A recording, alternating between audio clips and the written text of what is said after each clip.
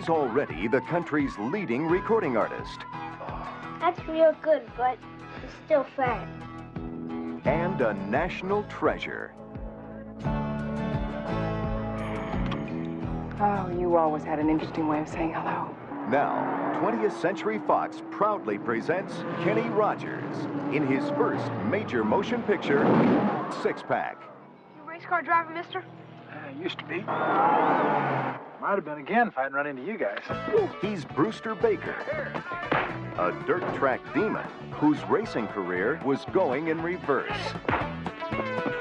Until he ran into 6 pint-sized grease monkeys. Hey, turn it over! Hey, Brew, what do you pay your crew with? All-day suckers?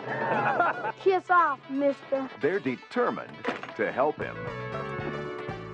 All clear. Hey everybody, it's the Cannon Cruisers. I'm JD. And I'm Randy, and this week on our bonus feature, as we continue through our sports special, whatever you want to call it, we watched the 1982 American comedy drama film, Six Pack. That's right. It's not a movie you'd probably expect, because I don't think anybody really knows this movie exists anymore. Until you brought it up, I had no idea this movie existed. So this movie was directed by Daniel Petrie. Stars Kenny Rogers, Diane Lane, Aaron Gray, Anthony Michael Hall, and Barry Corbin. And if Daniel Petrie sounds familiar, Yeah. he directed such hit films as A Raisin in the Sun, The Spy with a Cold Nose, I'm just choosing random films here, Cocoon, The Return, and 1994's Lassie. But he also did a lot of television shows, so Yeah. a lot of television. Probably the perfect choice for a movie like this. Yes. So Randy, why don't you go into detail? What is this movie about?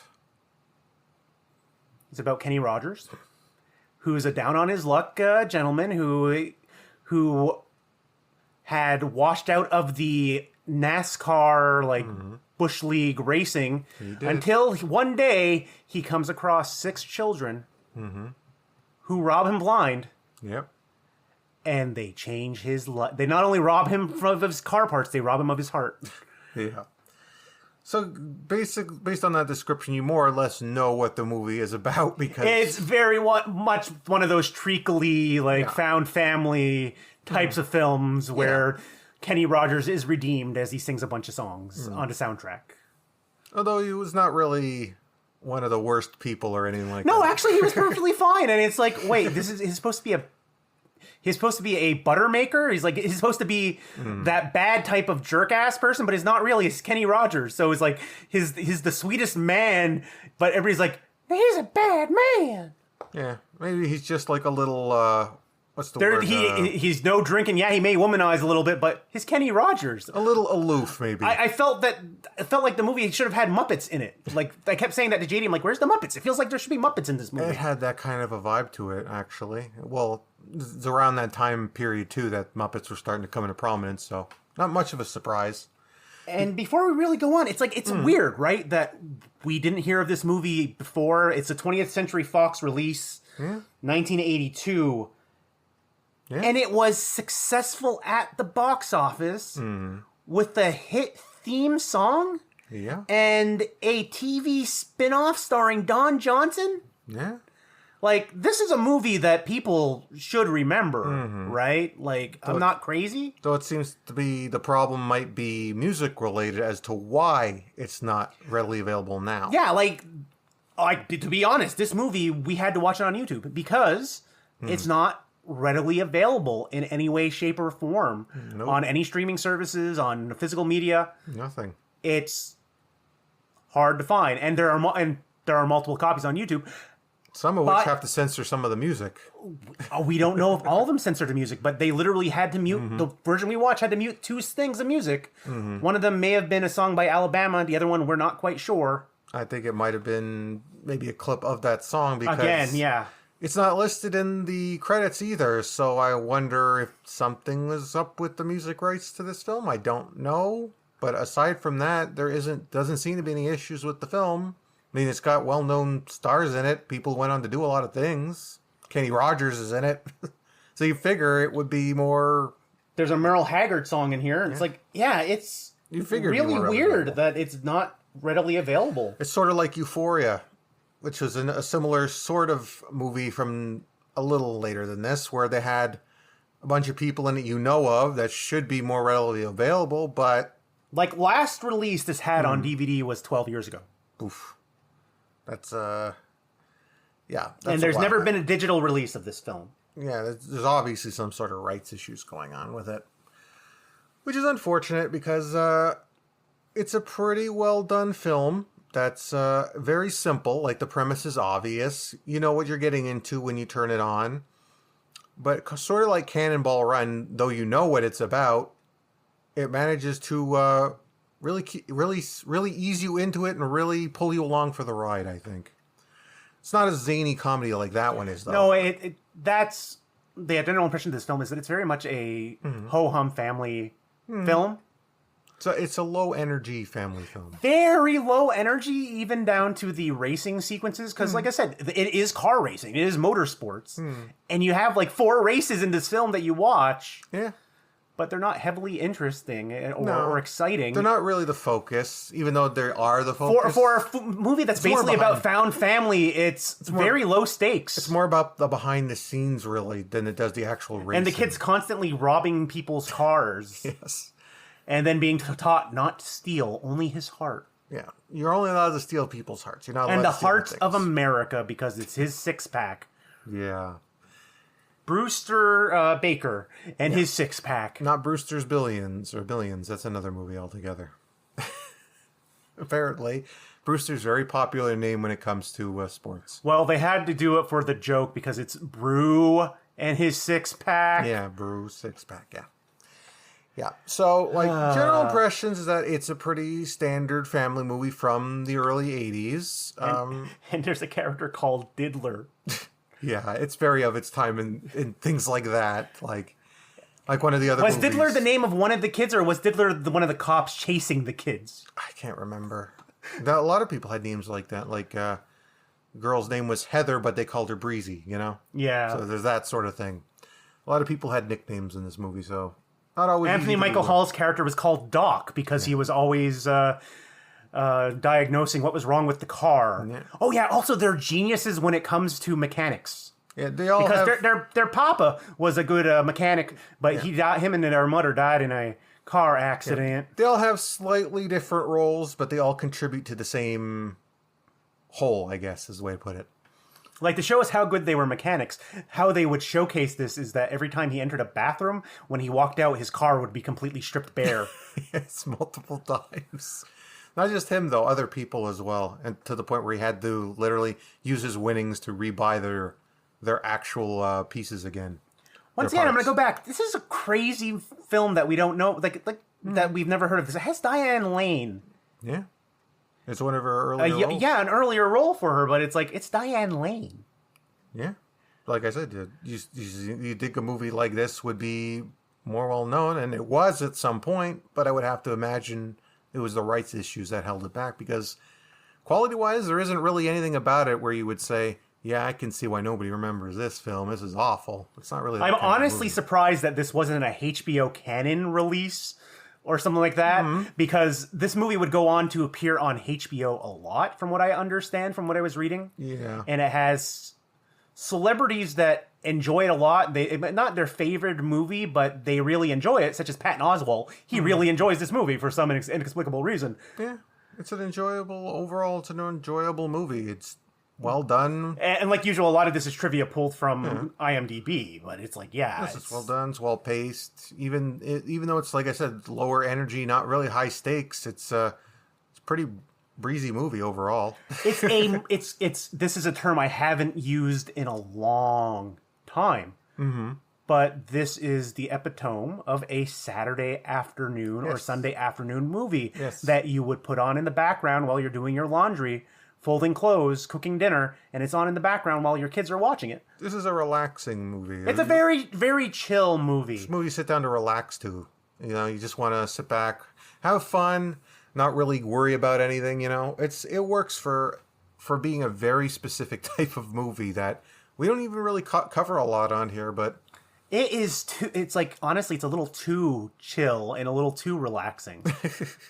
a little bit, a very very low energy. A little bit, but at the same time, despite that, it managed to maintain my interest through the entire film. I was never really bored watching it, which is kind of impressive considering there's not really much in the way of stakes, and it's not a fast movie, it's not high energy, but the whole time I'm still watching, I'm having a good time watching it. It's like, to be honest, it's like because of that low energy, I was going to my phone like here and there, not just to do the research. It's a very low key, low energy movie. Yeah, it's not exciting or anything like that. It's not like, despite being about racing, there's not really a lot of fast pacedness to the film. Usually, the behind the scenes stuff on the racing is more interesting than the actual racing, which is fine. Like I said, it doesn't have to be one thing or the other. We already watched other racing movies that have a bit more racing to them. So. Like, I'm going to give you a random quote from the film, and I'm going to say it like Brewster Baker, like Kenny Rogers would deliver the line, and then the kid. Yeah. So this one here, you have Brewster Baker. He's starting off, he goes, "You watch your mouth, Shifty." Like, better acting than that, but that's the energy. "You watch your mouth, Shifty." "It's Swifty. Swifty, you toad sucker." Like, that slow pace. Yeah. That, like not even really yelling at him. It's just like, no, it's Swifty. Yeah, it's just slower pace. And I guess, well, would that be your negative of the film? Would be the slower pace of it? Or No, not the slow pace, low energy. Like, if we're going to start going directly into that, it's like, well, okay, so talking about it, yeah, negatives for this movie, like worst parts of the film is that it's very not energetic. It's not super ha-ha funny. It's, when you say it's like a sports comedy, it's not really funny. I wouldn't call it a comedy. I would call it a comedy. It's not really It's not really a dramedy. It is what it is like what I can say about that. But yeah, it's like a very low energy, like not even the pacing. It's just very low energy. Kind of slice of life. Kind of family movie. It's, yeah. It needed some stakes. It's not even 70s pacing. That's it, though. There are stakes, but they're not really like, I totally forgot that the cops were chasing after them because they're because they were working for the cop to be car thieves. Because after they escape them at the beginning of the movie, they only appear 2 more times. One more time is when they get arrested and he goes in to get them, and the other time is at the end. Yeah, like I said, it's very so I think the energy for the movie. If you wanted to extrapolate on that, they probably should have had them in the background tracking them down or something, and like they're getting closer. Probably something like that would have like things I would have changed for a movie. I would have made it a little bit more of a road movie that like you would assume it would have been a road movie since they're traveling from place to place, from race to race. Yeah, it kind of is. But they don't really do anything with that. No, it's more focused on their relationships with each other. Yeah. And like I said, the humor isn't really laugh out loud humor. It's not really make kids laugh silly humor. No. It's not really that type of film. It's a very specific thing, and it's a hard thing to describe because we've covered a few movies like this from this period. And comedy wise, it would be more comparable to like it's not 70s pacing, but really. 70s styled, a la the Kurt Russell 70s Disney movies. It's like the movie we covered, Roadhouse 66. It's not a comedy, it's not an action movie, it's not a sports movie or race movie, and it's not really a drama, but it's a very specific sort of thing. And it's hard to quantify what that means. And I would go as far as to say that this movie isn't really a sports movie, but not really. in the sense that Penitentiary wasn't really a boxing movie. There was boxing in the movie. This one here, there's racing in the movie, and it plays a key part. But that's not what this movie is. No, the behind the scenes of the racing is more key to the movie than the actual racing is. This isn't like Bad News Bears, where the baseball is a key component and important to the plot. It's like you could literally take the racing out of this movie and just have him traveling with the kids because, wackiness ensues and they keep getting back to him. Yeah. It could very easily be that type of a movie. Yeah, I would agree that the weaker aspect of the movie is the lack of any real, like, stakes to the movie, and it's like, because every problem in the movie, because there are problems in the movie, but all of them feel like Kenny Rogers. Like one of the problems is Kenny Rogers keeps trying to abandon them because it's like I'm not your father. It doesn't feel like any of the problems are urgent. They're just like they're there, but we could deal with them when we deal with them. But is the urgency not felt because of the fact that everybody in this movie is so low energy? That might be it. Now, I'm just a Texas sheriff, but we have a warrant and an extradition ticket for these children. But I'll be honest with you, that to me, that's almost one of the highlights is I really like that stuff. I really like the charm of it. There's a charm to it, but like the energy. Mm-hmm. Like, the sheriff is, you know who the sheriff is. It's like, yeah, I'll tell you his name. I just literally am waiting for everything to load to get back to it. Yeah, the lack of energy can be Barry Corbin. It's like, you know, Barry Corbin. But it didn't really affect my enjoyment overall more than, like I said, the actual lack of tangible stakes did. The tone of it and the pacing of it and the energy level, I don't know. I kind of got into the groove after a while. So what would your highlight be then for the film? I think that would be my highlight. I like the overall feeling of the film. It just has this sort of, again, hard to quantify because we've only covered a few movies that have this sort of feel to it where it's not really a specific genre movie, but it has aspects of them, and yet it tells its own story, and it's kind of unique in that way.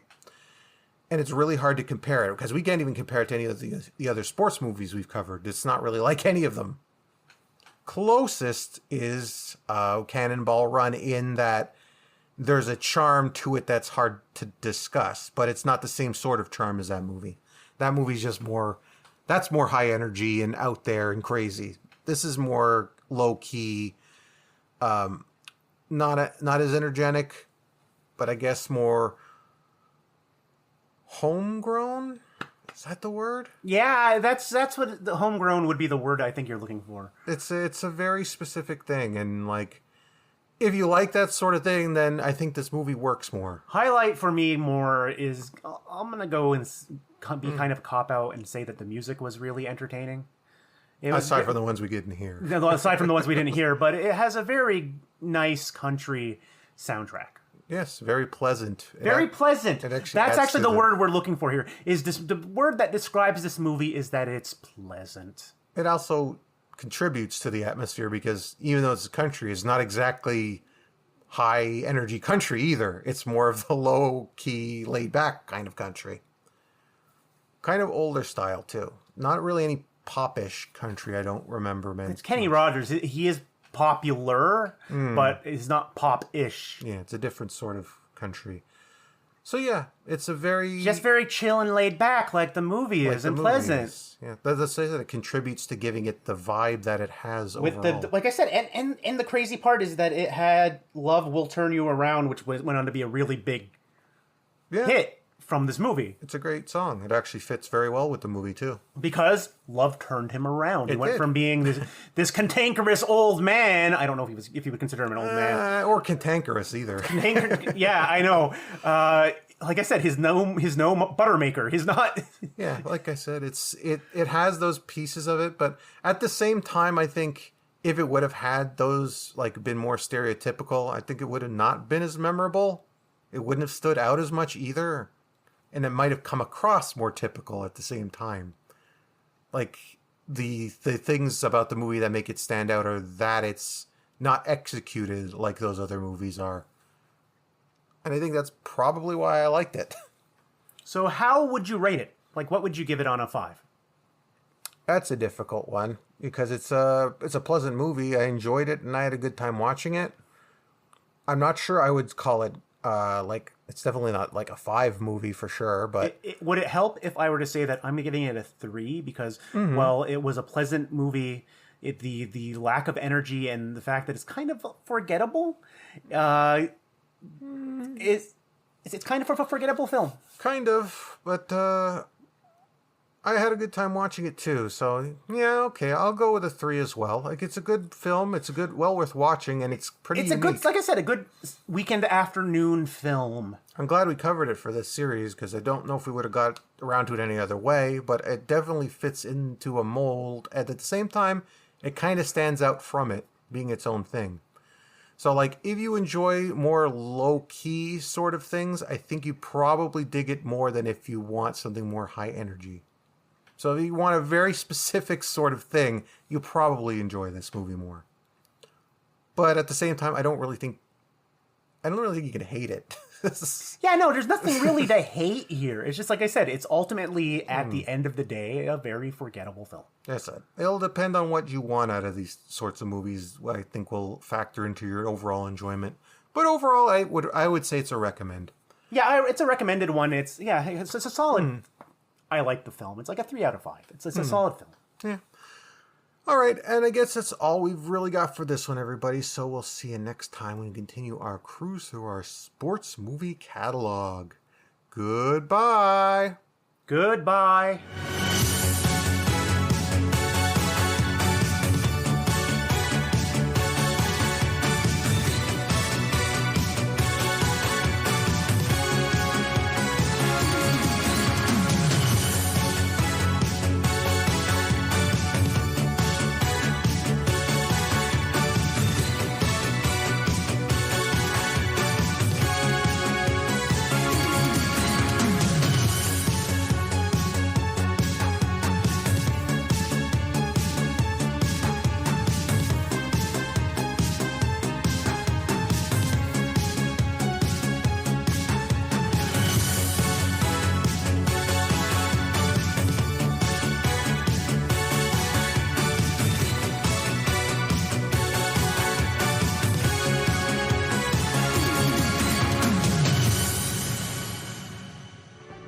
All clear? In their own special way.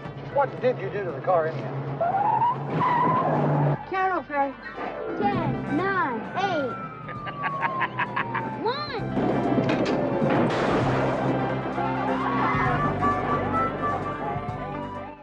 Out. Everybody out. We was only trying to help. Hey, stealing is stealing, pal, and I don't want any part of it, okay? You yellow belly, gutless slut. Brush up the same mouth you eat out of. No good, rotten, blood, stuff, fork-tailed, black-hearted, double-billed bum! What did that kid do to this thing? Oh, no. Look who's back. Maul Barker and her boys. We got no choice but to stick with you till a better thing turns up. Gentlemen, start your engines. I'm taking my chargees to Atlanta. 500? Most unusual story in years. It's a grand national race. Brewster Baker, who's been off the circuit, has been burning up the smaller tracks for the last 4 months with the help of a pimp crew of kids. What are we gonna do for a car? I don't know, maybe we could steal one. God, they believe it. It's your mind. Kenny Rogers in Six Pack. They're gonna steal your heart. Love will turn you around.